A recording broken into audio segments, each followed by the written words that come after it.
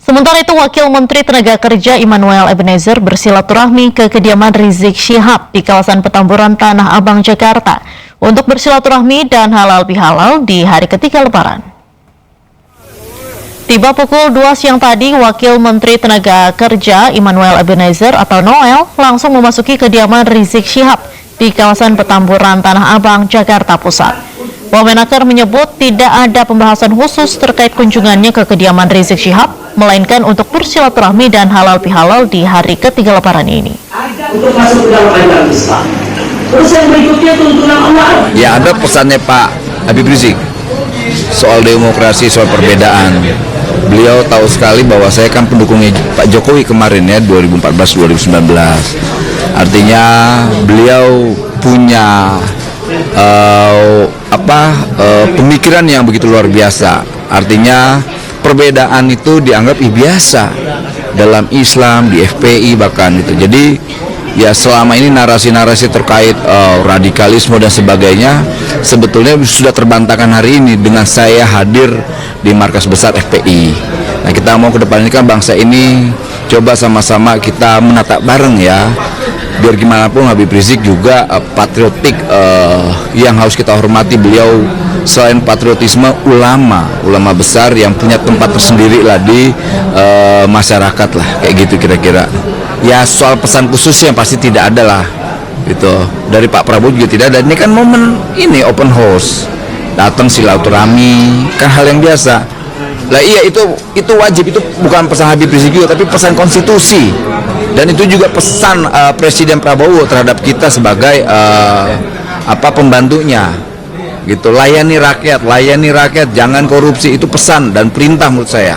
Dan itu disampaikan lagi, beliau punya tanggung jawab moral sebagai Tidak ada wakil menteri daripada tenaga kerja, kita perlu juga menyampaikan ke beliau agar berjuang habis-habisan bagaimana bisa meminimalisir, apalagi bisa mengeliminir tingkat pengangguran di Indonesia.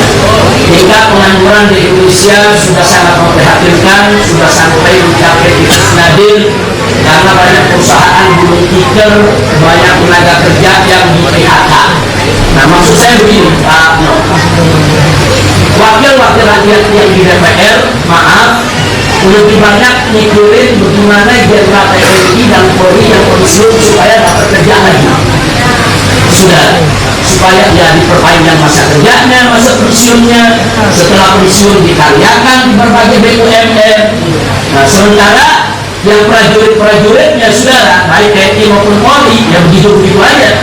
Ini kan diperjuangkan tingkat tinggi. Padahal yang namanya TNI, Polri, apalagi udah jenderal, mereka pejabat, udah punya gaji, udah punya segala macam jaminan, saudara. Tidak perlu lagi terlalu khusus dipikirkan bagaimana masa depan mereka. Ini yang sipil ini banyak yang pengangguran. Kenapa mesti pikirkan yang pensiunan jenderal masuk jadi komisaris di berbagai macam BUMN dengan gaji ratusan juta per bulan, saudara. Sementara masyarakat yang kalau dapat gaji separuh UMR aja udah panggilan ya. Sementara itu, Wakil Menteri Ketenagakerjaan Immanuel Ebenezer berkomentar keras terkait dengan THR untuk ojek online yang nominalnya dinilai kecil.